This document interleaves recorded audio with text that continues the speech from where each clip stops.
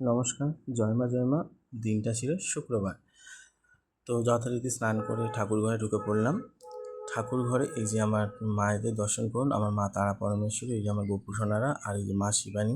যতপর মায়ের পুজো দিয়ে রেডি হয়ে গেলাম। রেডি হয়ে আমার গন্তব্যস্থান মানে আমার দোকানে গেলাম। সকালবেলা স্নান টান করে রেডি হয়ে এই দোকানে যাচ্ছি। আমার বাড়ির পাশেই দোকান, আগের দিনেও বলেছিলাম একটা ব্লগে।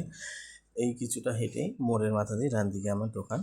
তো দোকানে যাওয়ার পরে দেখলাম সেখানে এই যে আমার ফাইনালি আমার দোকান, সেখানে দেখছি আমার মা আর মাসি বসে আছেন। অবশ্যই আমি পুজো দিতে এসেছিলাম বলে ওরা বসেছিলেন। তারপরে আমার গুরু ভাই তমাল আসলো নিমন্ত্রণ করতে আমার বাড়িতে জগৎজননীকে। তো জগৎজননীকে নিমন্ত্রণ করে এই যে জগৎজননীর সামনে পান সুপুরি ও কাঠ দিয়ে নিমন্ত্রণ করলো। তো যথারীতি আমিও নিমন্ত্রণ গ্রহণ করেছি, আমার মাও করেছে।